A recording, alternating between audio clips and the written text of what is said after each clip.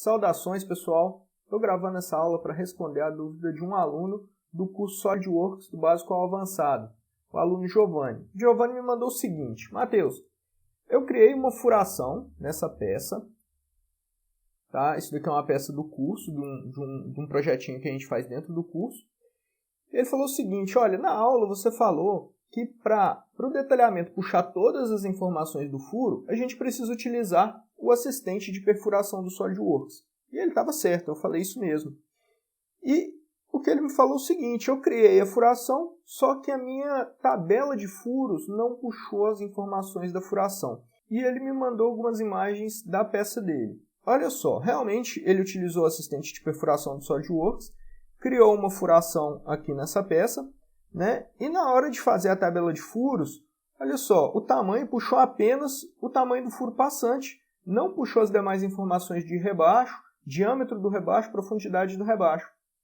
Então vamos entender aqui o que está acontecendo. Eu também fiquei bem confuso com essa questão aqui pelo seguinte: quando eu abri o arquivo que ele me enviou, apareceu informações diferentes da imagem que ele me mostrou. Então vamos ver aqui, ó. Essa daqui é a peça dele. Eu vou abrir aqui o assistente de perfuração para verificar se realmente está tudo certinho. Ó, ele criou um furo com rebaixo, ok? Se a gente vê que ele editou algumas informações, né? Ele aumentou o diâmetro do furo e aumentou um pouco também a profundidade do rebaixo. Na verdade, ele aumentou o diâmetro do rebaixo e aumentou também um pouco a profundidade do rebaixo, alterou para 10 milímetros.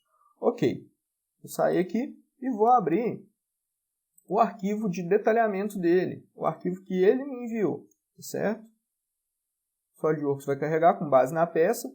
E olha só como que está vindo a tabela. Olha, você viu que quando começou a abrir, estava constando apenas o diâmetro de 4,5 mm. E depois ele carregou e me mostrou mais informações.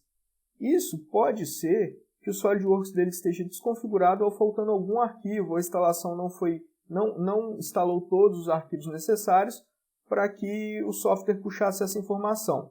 Mas olha só, se a gente reparar, as informações que vieram aqui para mim também vieram erradas. O diâmetro passante da furação que ele fez era o diâmetro de 4,5 mm. E aqui está falando que o passante é o de 8,5. 8,5 é o diâmetro do rebaixo. Então, essa tabela aqui está totalmente diferente do que a gente viu lá na peça dele.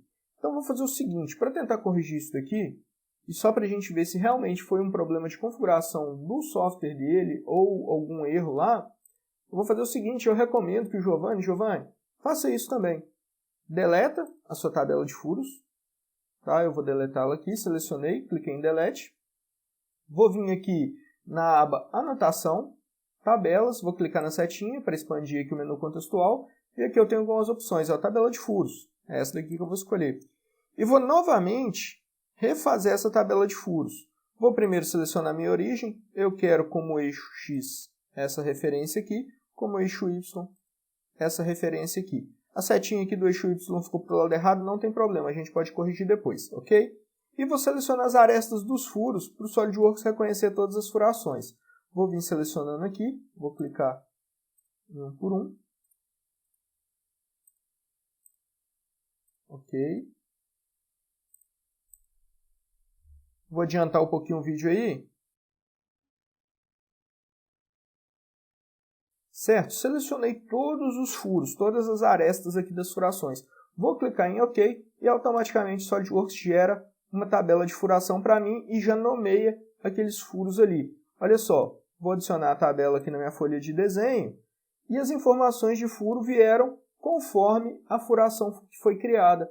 Ou seja, o diâmetro de 4,5 é passante total, né? Ele atravessa toda a peça.